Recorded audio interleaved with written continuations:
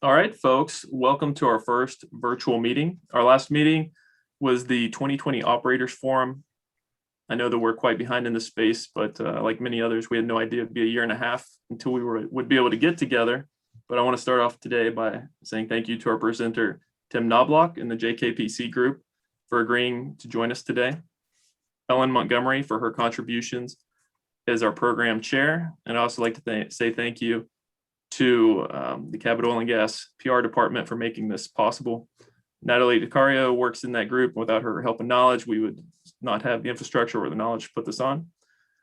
Before we completely get into our new meeting, I also wanted to hit on our recent sporting clay shoot. I know some things look different this past year due to some COVID restrictions, but we appreciate you working with us and helping us work through the social distancing and our system issues that I know gave some of you some headaches. But even with all of that, we nearly completely funded the AADE Scholarship Fund. We were also able to give away about $20,000 in prizes, and we had a great day to do it. On August 13th, we look forward to our next shoot in the fall. So mark that date down. We hope to return to our standard prize tables that I know you all look forward to, as well as filling up the course with as many cookers as possible. On September 9th, we are planning to return to Quicksilver Golf Course for our AADE golf outing. And additionally, right now we are working right now to figure out our next in-person luncheon, and we look forward to resuming our standard program. While a little bit more forward-looking, we do plan to return hosting another AADE Student Section Drill Bowl competition in February, March of 2022. And with all that being said, we're trying to keep up our communication on all the social media platforms. You can find us at all these channels, including today's meeting will be uploaded to YouTube. Myself and the board really appreciates the efforts of Jen McIntyre and that entire social media group as they continue to try to push our outreach efforts. With all that being said, let's introduce today's featured speaker, Tim Knobloch. He is the president of James Knobloch Petroleum Consultants, formerly James Engineering, based in Marietta, Ohio. Tim has been associated with the firm since 1997, performing reservoir analysis and economic appraisals, estimating and auditing oil and gas reserves, providing litigation support, production analysis, oil and gas appraisals, and acquisitions and divestitures. The company also maintains a current database of all the Appalachian Basin horizontal wells, including location, completion, production, and reserves analysis information. Tim began his career in 1979 with Amoco Production Company in Traverse City, Michigan, as a drilling and production engineer. He later worked in the Appalachian Basin with Quaker Stake and Peak Energy before joining James Engineering. He holds a Bachelor of Science in Petroleum Engineering from the Pennsylvania State University, is a lifelong member of SP, and is also a member of the International Institute of Mineral Appraisers. And with Tim, with all that, Tim, I'll hand it over to you. Very good. Thank you, Josiah. Well, good morning, everybody. I appreciate this opportunity to share a little bit with you this morning. The whole purpose of this presentation, as I've done in the past, is really just to provide an overall picture of the Appalachian Basin. Operators do a great job of sharing their information, but it's normally on a very limited portion. And I'd like to give everybody the whole picture as best I can. All of our information is based on public reported information that you'll see here. This presentation is going to be made available, so you don't have to take any screenshots. You'll not only, I guess, get to see a video, but you also get to have a PDF of the presentation as well. And if you have any questions, please let me know. With that said, let's move on. All right. So we're going to break this down into about, 8 different areas. I'll give you some general information. We'll look at basin production, talk about some historic activity that's gone on in the basin. We'll look at product pricing, talk about recent activity, give you a rough estimate of what it took us to get here today. And then look at some company changes that have happened in the basin, and then take a look ahead just to see what I might envision as the future. Okay, So I'm going to tell you what are the sources of America's energy. And I bring up this slide really just to show you how important our industry is to the country. If you look at the bottom of the screen in the light blue, this is natural gas, and we're going from 1950 to 2020. Right above it is crude oil. And you can see of the total energy that is produced in the country, we make up more than half of it. 3/4, it would be my estimate. But when you look up at the green here are the renewables. I have nothing against renewables. It's just that they make up a much smaller portion. So for those in our country who think that we might be immediately be able to shut off the tap and not produce any more gas, nor frack any more wells, and go strictly to green solar and wind and water, it's just not going to happen tomorrow. I think we see natural gas and crude oil in our future for the near future and probably much more. When you look over to the left-hand side in this little graphic, this is just for US electricity generation. And you can see that natural gas accounts for 40% of the natural gas for 40% of the electricity. Nuclear is at 20, and they did put on a new nuclear power plant, I believe earlier this year or sometime last year. Coal is down to 19%, and renewables are up to 20%, although we have seen some difficulties that happened down in Texas with wind. Okay, I like to make sure that everybody's on the same page. So I give you just a real broad look of the basin, and we see that the Marcellus covers from southern West Virginia all the way up into New York, but New York does not get to enjoy any of the benefits of the Marcellus Shale since they have a ban on fracking up there. Okay, but we'll still supply them gas. Most of the activity, and then underlying that is the Utica Shale. Most of the activity for the Marcellus has occurred in Northeast Pennsylvania, Southwest Pennsylvania, Northern West Virginia, and while the Utica, the majority of the activity has occurred in Ohio, although there has been Utica wells in West Virginia and across parts of Pennsylvania. You can see the depths vary. It's definitely not all the same across the basin.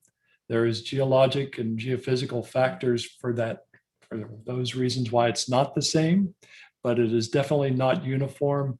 And as a matter of fact, we do see differences from wells on the same pad, even if they're drilled to the same lateral length and treated the same way, there are differences in them. Okay. All right. So where have we been?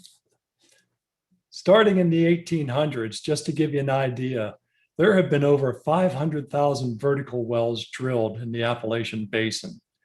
That's a rough estimate, I'd say, of about 100,000 wells per state. So mostly shallow wells that were taken from, I'll say, a couple hundred feet down to 10,000 feet. We have early records that show us we've had shale production in our basin since 1921, the Big Sandy field in Kentucky. All of you guys know that fracking is not new, and it began in Duncan, Oklahoma in 1949. And as far as the Appalachian Basin is concerned, we've had horizontal drilling since the 70s. So for us, it was a perfect combo. We knew horizontal drilling, we knew fracking, and we knew that we had shale production. We also knew that there was Marcellus Shale potential, but we never envisioned it because we were only seeing the Marcellus Shale as we drilled through to the Oriskany right below it.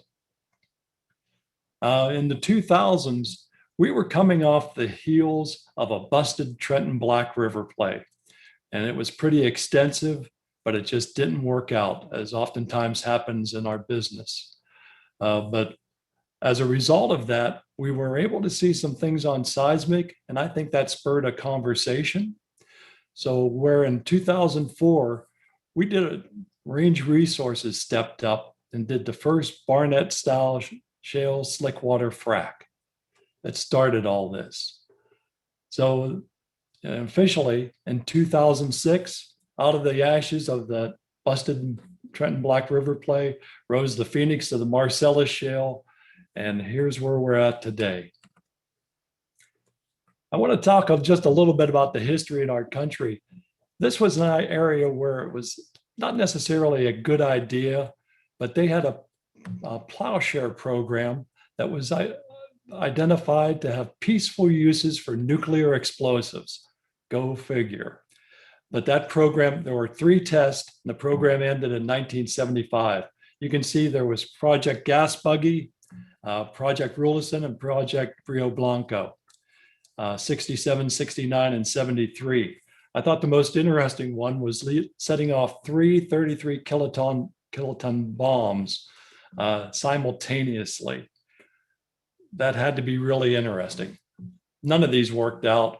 They basically created a glass sheath from where they took the sand and just melted it. And there was some gas produced, but it was radioactive. So just thought you'd appreciate that. There's more found on the internet.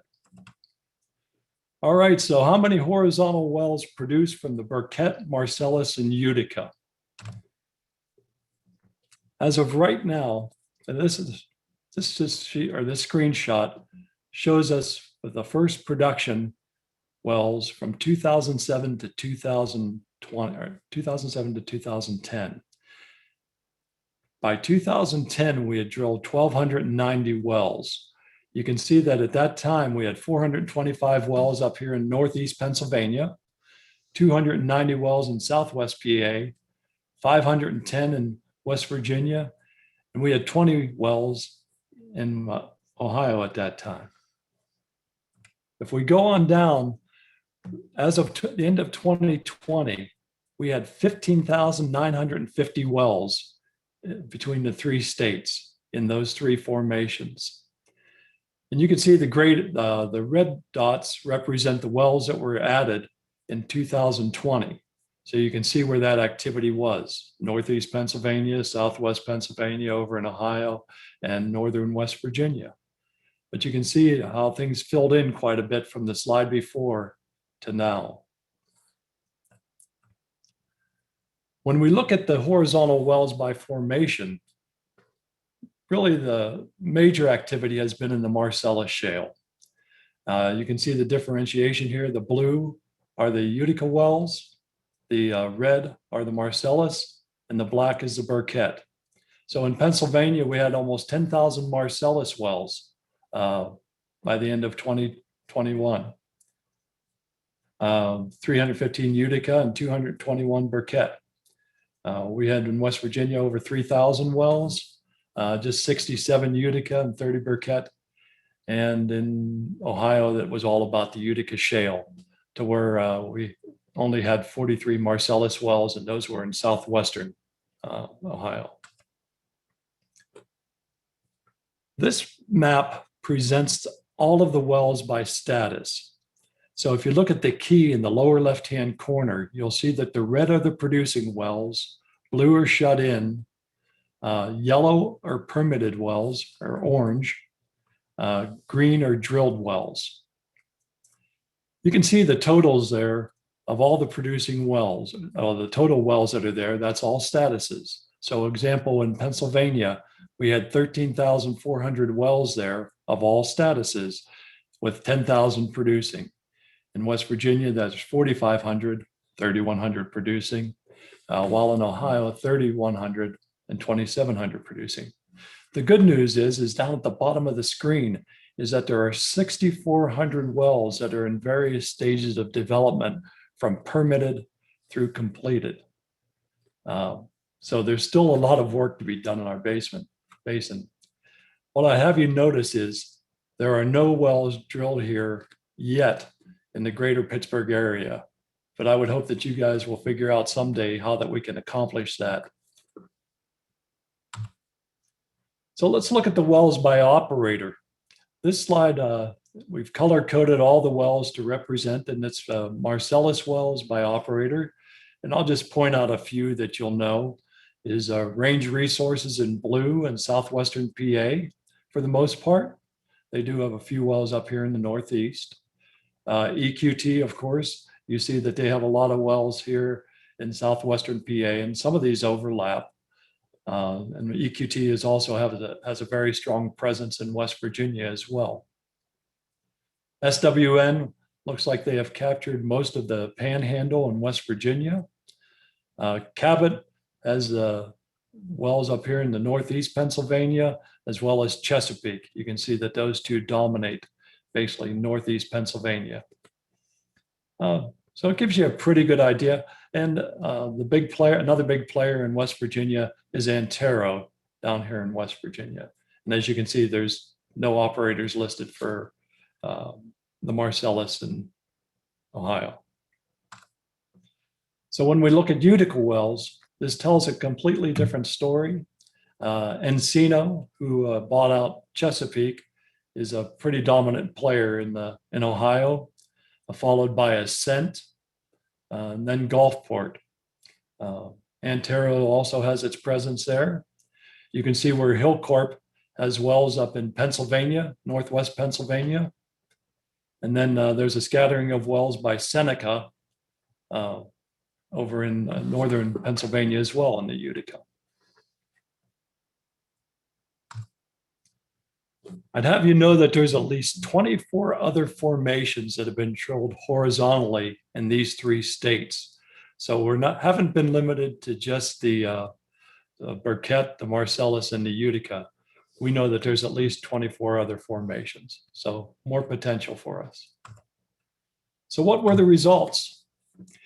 What we did was prepare for you an EUR map of BCF per 1,000 feet. And for me, the best wells have been up here in the Northeast. This doesn't account for BTU content. It does account for condensate that's produced at the surface, not on processed liquids. So you can see that up here in the Northeast, we're exceeding 5 BCF per 1,000 feet. Some of those wells are very good. There was a time in this basin when you used to hope that you'd get a 1 BCF well. Well, when you have a BCF produced in 1 year, these are just phenomenal wells up here. You'll notice that it is a dry gas area. And when you come down to southwestern Pennsylvania, this is a wet gas area. And the Utica gets wet as you go to the west, but gets drier as you come to the east. Okay. So how much gas, since we drilled all those wells and so many of them are so good, how much gas have we produced in the Appalachian Basin? This first graphic gives you an idea as to how the Marcellus and the Utica fit in with the rest of the country. So we're looking at about a total of 70 BCF a day. When you look at the Marcellus, that accounts for about 25 BCF a day, 25 plus. And then for the Utica, that accounts for about 5 BCF a day. And you can see how those have grown over time since 2008, basically, for the Marcellus. And whereas the Utica really didn't get kicked off till 2013. So it has grown and holding its own. So let's take another look to see how this fits in. This is a graphic of the Appalachian natural gas production complements of the EIA. And you can see since 2011, we've grown from 3 BCF a day to 33 BCF a day. And this is a huge accomplishment and just really says something about the quality of wells that we've drilled up here and why we've become the presence that we are today.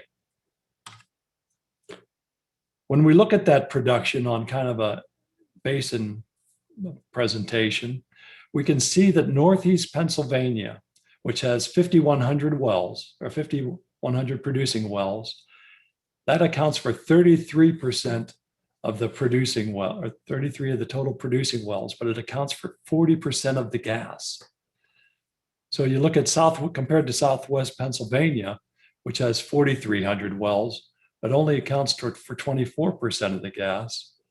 Move over to Ohio, accounting for 17% of the gas with 2,700 wells, and northern West Virginia with 3,100 wells accounting for 17%. Northwest PA hasn't seen much activity to date, so they're only accounting for 2%. There's more to come from them.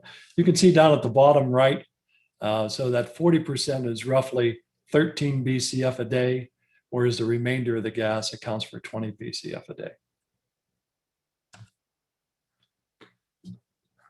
I'll give folks a reality check here, is that there was a pipeline back when called the Rockies Express Pipeline. It's still one of the largest natural gas pipelines ever built in North America.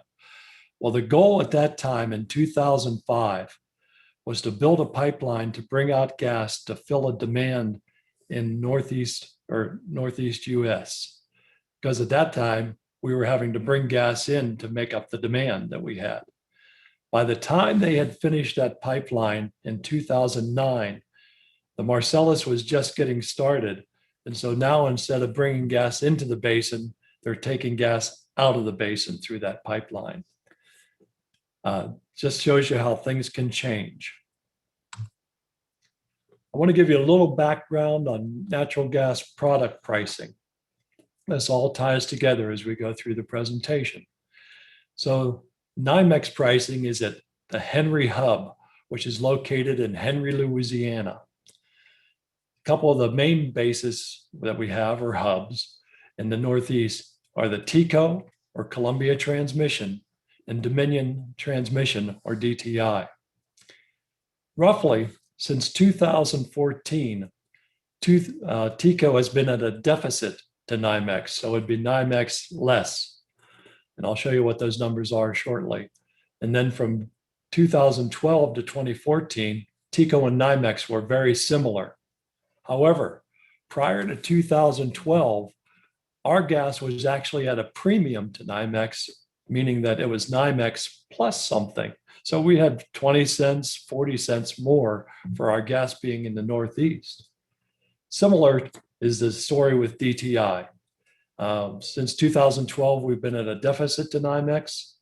They were similar in 2012, and before 2012, we were at a premium to NYMEX. Okay. Let's take a brief look at pricing.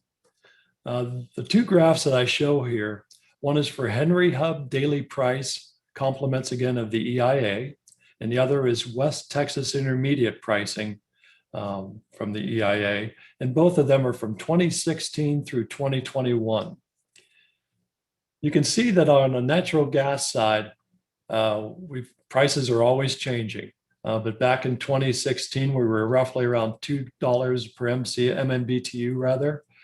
We hovered in around $3 per MMBTU, reached a peak of $4.50 maybe in 2019, took a tumble. In 2020, we took even a little bit more of a tumble, but we seem to be on a roll here lately and heading, we're north of $3. I believe we're currently at about $3.15 on Henry Hub.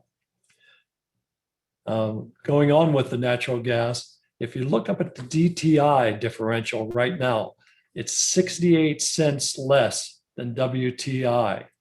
So we're at about $2.30 right now for natural gas through DTI. On TECO, we're about 43 cents left. So about $2.70.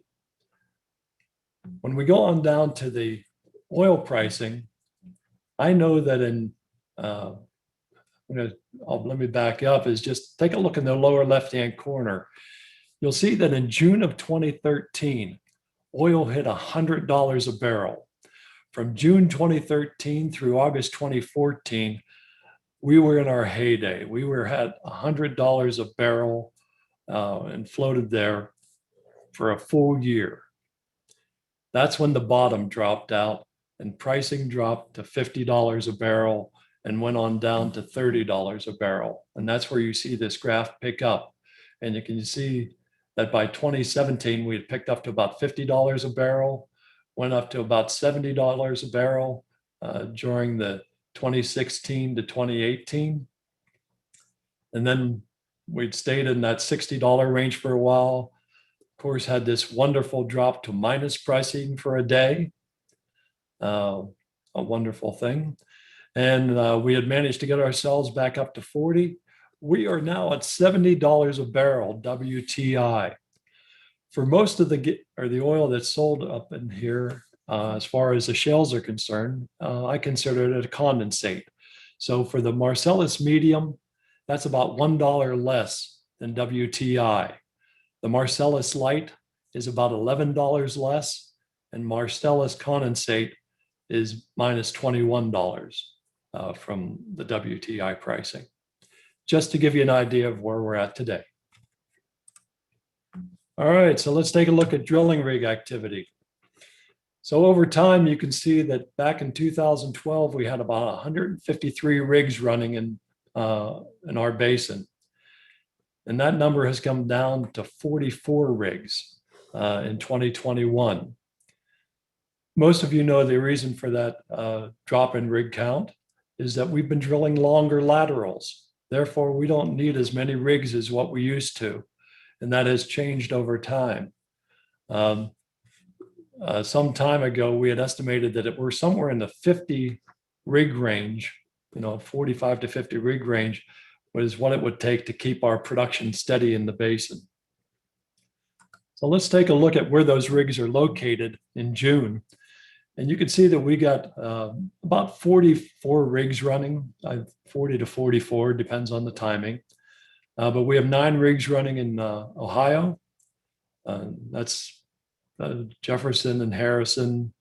Then we look at West Virginia, and we can see that those 10 rigs are mainly in the Panhandle and a couple rigs down there to the southeast. We also have 14 rigs up in Northeast Pennsylvania. So we're still going strong, but it's still Northeast Pennsylvania, Southwest PA, and Northern West Virginia, and then over here in Ohio. So who drilled all those wells? So let's look at the Ohio for just a minute. In almost every one of these, I'm going to show you 3, Ohio, Pennsylvania, West Virginia.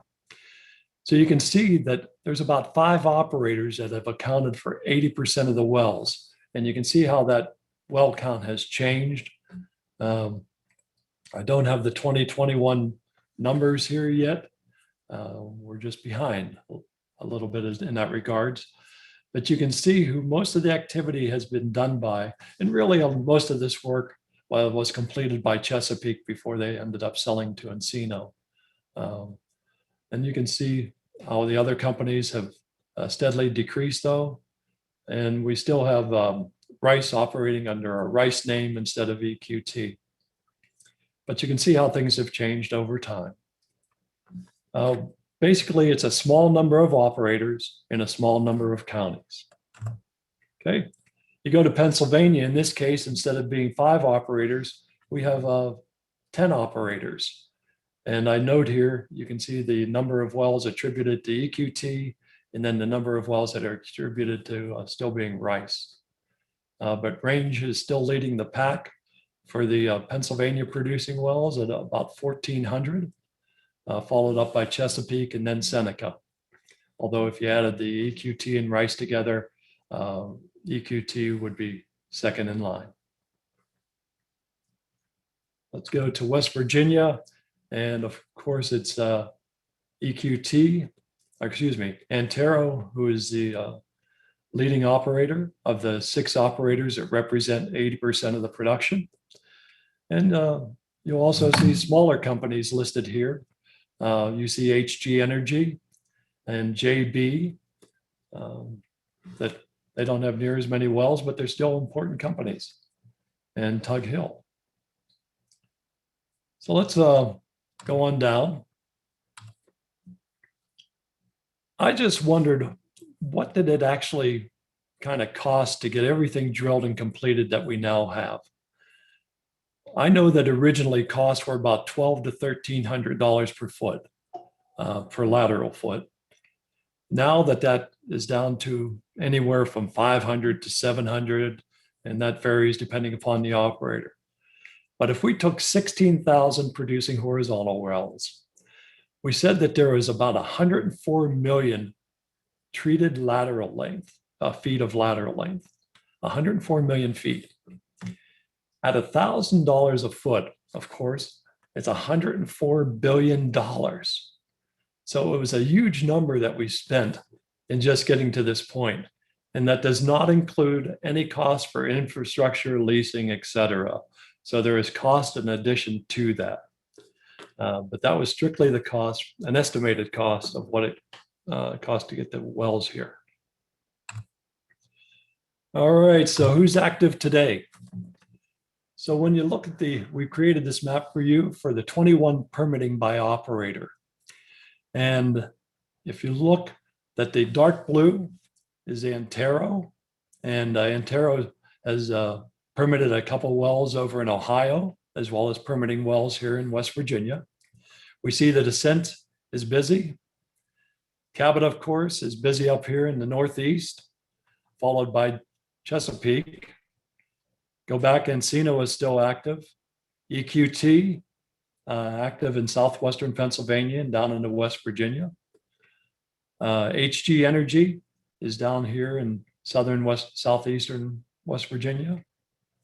The others are just all those other operators who don't have nearly as many wells, but they do account, and they're significant, considering the cost of each well that's drilled.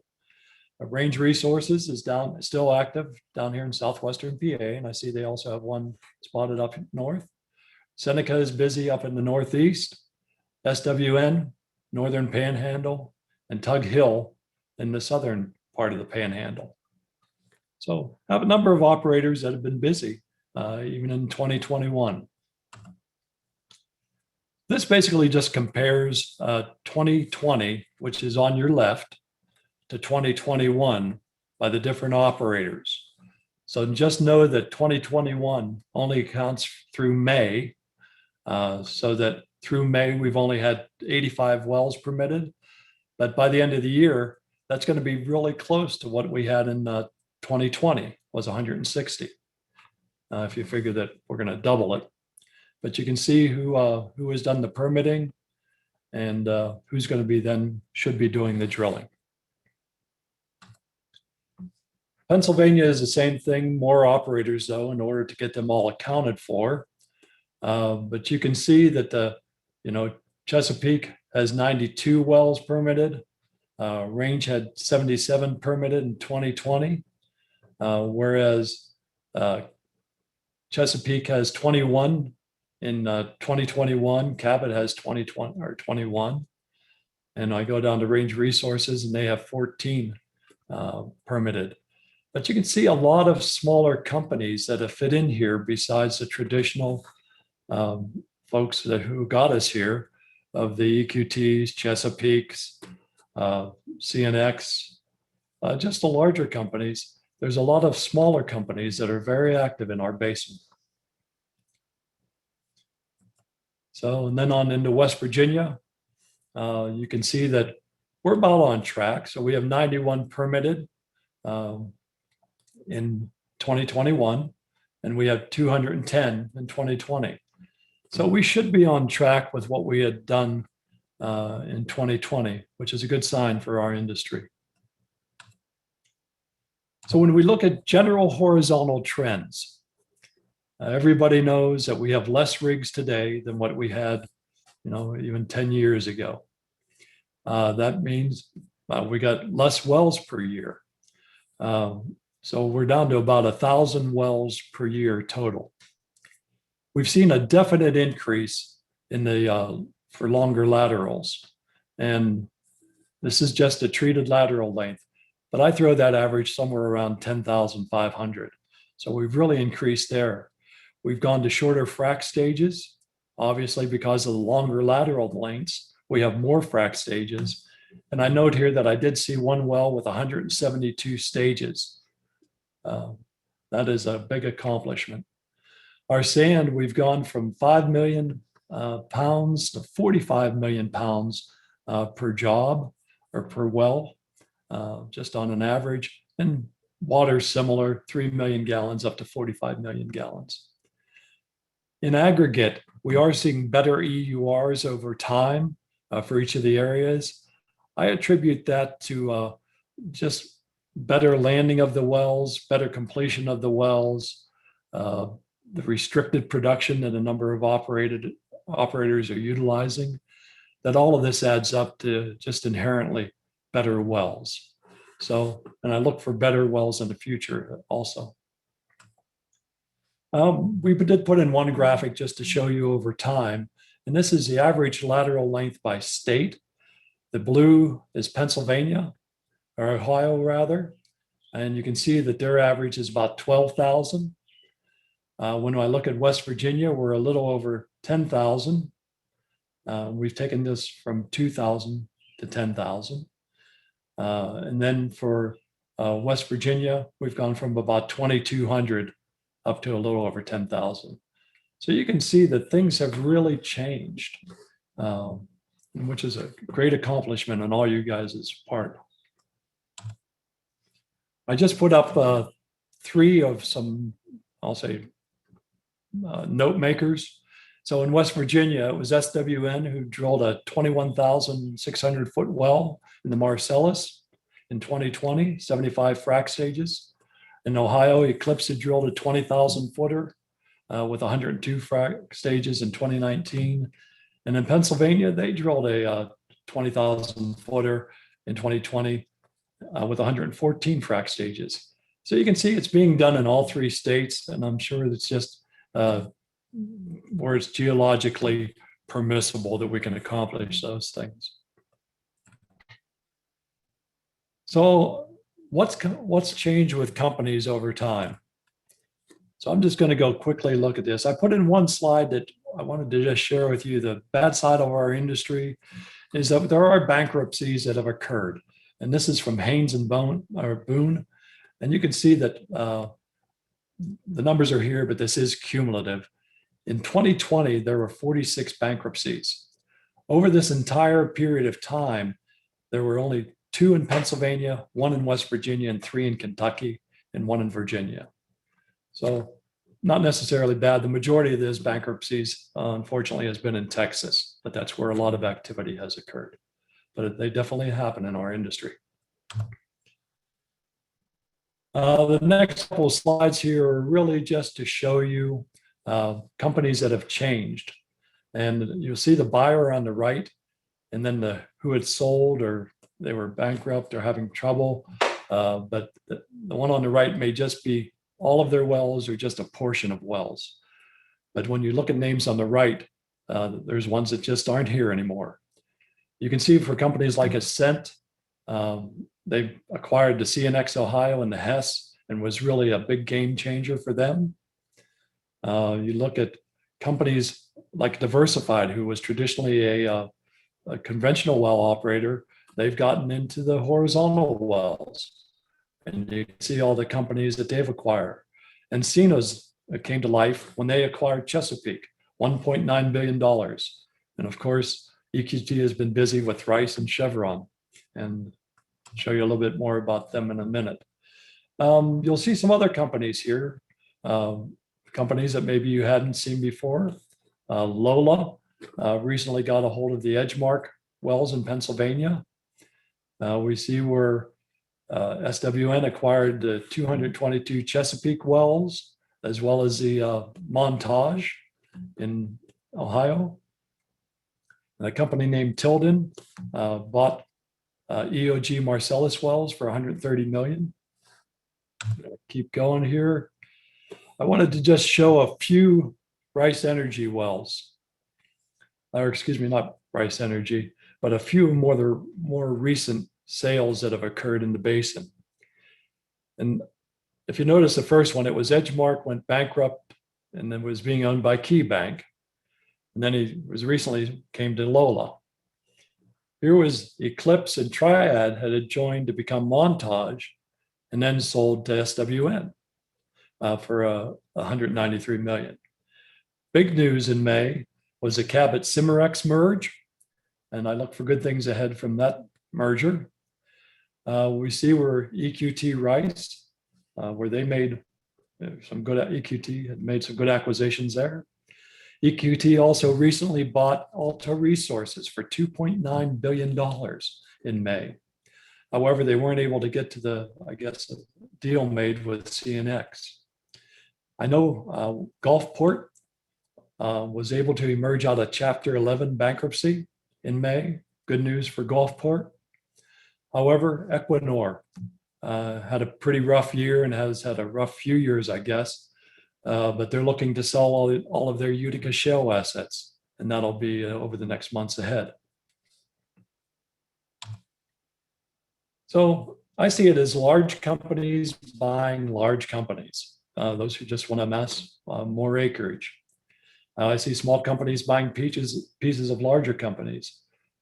The good news is that the wells and the acreage still exist, and that people like yourself will still be needed to develop that, regardless of who owns it.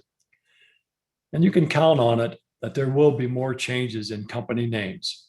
But again, there'll still be opportunities. When we look at frac changes, go quickly through these, we can see where 3 have left the basin, 5 looks like they went under, 2 merged, and 3 sold. I've kind of grouped them. You can see 3 companies that left the Northeast here, BJ, Cud, and FracTech. Baker was spun off. From what I know, Gas Frac, Go Frac, Greenfield, Pumpco, and Tight Rock all went under. Performance Tech and C&J Energy Services both merged. Performance Tech was 77, I believe, and C&J with Keene, who became Nextier. Weatherford sold to Schlumberger, and then Schlumberger sold to Liberty Frac, is my understanding. Superior Well Services sold to Neighbors. And the reasons for the change, again, tight markets, as well as these longer laterals where we're able to accomplish more with less. So names do change. I put all of the drilling companies on one page. You folks are probably much more familiar with which ones are still around. I've highlighted the companies in red that I've noted as still being active in the basin. The other companies may well be too, but I just don't see their name as much. So I suspect a few of them have left the basin as well. All right, so what are operator plans for 2021? Private companies don't release their information. They just don't tell you what they're going to do. They may tell guys like you what they're going to do, but they don't tell the general public what their plans are. For 3 of the public companies, I was able to identify Range, CNX, and EQT. Their goal for this year was really just to keep their production flat. That is, maintain production. Good news out of Range is that they say they have 3,300 Marcellus locations. They're drilling 59 wells a year in order to maintain flat production. That means they got 55 years of drilling to do. CNX plans to maintain 1 rig and 1 frac crew.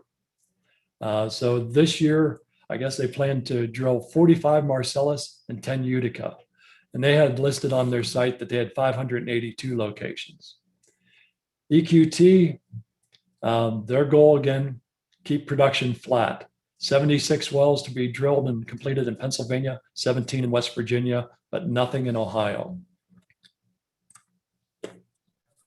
I throw in this next slide. This was from Antero, and I thought it was really kind of revealing. This red outlined areas are premium liquid rich areas. But down here in the lower left-hand corner is where Antero Resources says that they have 38% of their acreage of undrilled locations. So they still have 38%. Just to the right of that, they say that their peers in those same areas have 43% yet to drill. I think those are really significant and encouraging numbers. And those would be out of the Marcellus here in Pennsylvania, and over here is the Utica, where those liquids are occurring. So good news for us. There's also a graphic over on the right that shows you where the plants are located. And I know I just have a couple minutes left here. So looking ahead, there will always be changes in product prices. The names of the operating companies, the service companies, guys, ladies, it just comes with the territory. So be ready and be ready for changes. The good news, there's still many solid Marcellus and Utica locations left to drill, at least according to the information provided by those companies. Marcellus opportunities. It looks like there's a lot of great opportunity in central Pennsylvania. That's going to require prices to be high, product prices to be higher. I hope that we can figure out a way maybe to how to drill along the river and some of the old manufacturing areas in the Pittsburgh area. But someday that will happen. I just have a hope for that. And for the Utica, we've barely touched it in Pennsylvania and West Virginia. So we know that that's still on our plate yet to do once we get to it and prices are higher. On the western edge of the Utica, where it seemed like it's a dead area, I don't think it's dead. I think it just requires more testing and more exploration done there. Someday that'll be done, just need higher prices. Burkett was supposed to be the stepsister to the Marcellus. It didn't quite grow up. I don't know quite all the reasons for that, but I suspect this story is yet to be told for the Burkett, and we'll see more opportunities. The other thing I noted when we did a review is that there was a lot of these fringe areas that were condemned, but the early wells don't seem to be good indicators of what might be their true productive potential. So look for there to be more activity in the future from those areas as well. Look ahead, part 2. So I'm going to show 2 of these. So the Shell plant is going to come on in 2021. By the time it's in full service in 2022, they're going to be taking 100,000 barrels a day of ethane. That should help us out. That should at least, we're producing at least that much ethane now and shipping it some of it out of the basin. But that's a big number. If the PPT plant comes through, and we'll see, it's going to need a similar amount. I think we can support upwards of about 3, maybe 4 plants. I think 5 is going to push it, but there's more opportunity. Future drilling, completion, production optimizations. That'll be up to you guys to do it. But frankly, I can't see that we're done making all of our improvements yet. We've done it before. We're going to continue to make improvements over time. Drill it better, drill it quicker, complete it better, quicker, more efficiently, and get it produced better. Higher prices will come. We've seen it in the past. We'll see it again. They will come in time. So be ready. And everything will change with higher prices. Just the doors get blown off and you'll be doing things you hadn't expected to be doing. For our basin, I believe that the best is yet to come. So guys, ladies, go out there and get it. I thank you for your time today. I'm available for a few questions. I think I'm roughly on track. So Josiah, up to you. Yeah, Tim, your timing's perfect there. So we do have a couple questions that came in, and so I'm going to ask you to reach into that crystal ball that you've got over there. And we'll see what we can do. Yeah, you've made a couple comments on some of these, but if you have anything else to add, well, I'll just ask you the question. First one here is, with the significant consolidation within the industry that we've already seen, where do you see the future of the industry going? Do you think we're plateaued, or we're going to see some, more or less consolidation? What's the trend look like? I would expect some additional consolidation. With that last release where Equinor had said that they were getting out of Utica, that I believe that'll be acquired. It's going to be Ascent or somebody like that. I see a lot of smaller players that are coming in. So I look to the future for some of the smaller players to grow. Just to name, there's a few companies there that have been just biting off one little piece at a time. and you're seeing that growth. But this is significant investment for the small guys. So I look more for them to come along as well and take their bites out of the, I'll say, outlying areas. So good news ahead. All right. Now, what do you think about production growth? Is there room for more growth, or is the future of the basin in maintenance mode? I think we're in maintenance mode for now. I really foresee natural gas to have a place in our future. I look for more natural gas electric generation plants to be built, and to, this is just my thoughts on it. We seem to be down on coal for right now. It needs to be part of the picture. We're not seeing much expansion in nuclear. Natural gas almost has to fill that void if we're going to keep up with what we have. So I see there's going to be more natural gas needed. All right, I've got two more questions for you here. I did want to tell the participants, if you have any questions that you would like to ask, please use that question and answer function, and fill it up while we've got Tim here. Next question for you though is, can you comment on any future expectations for that differential that the Appalachian Basin seems to get? Hey, I'm that half full glass guy, so I look for our prices to come up. We have no choice. The Southwest will not always have all the gas there is. That's kind of killing us a little bit right now. But I look for the differentials to improve. Just they have to. All right. What do you see as the next big innovation besides longer laterals to help increase efficiency in production? Beyond longer laterals. If you guys haven't reached the peak yet in completions, I would say more effective completions. I still find it a challenge that we know exactly what's coming out of 60 to 100 stages with a few sets of perforations, that we know exactly what's coming out of each one of those sets of perforations. So there's got to be some improvements there. I look for some of these wells that we're enjoying the fruits of newly drilled wells. There's going to be some challenges in the future for those wells as they deplete and producing the liquids that come along with that. So I think there's going to be some opportunities. But the big game changer, different formations. Do we start drilling our laterals in the shallower pays where we haven't before?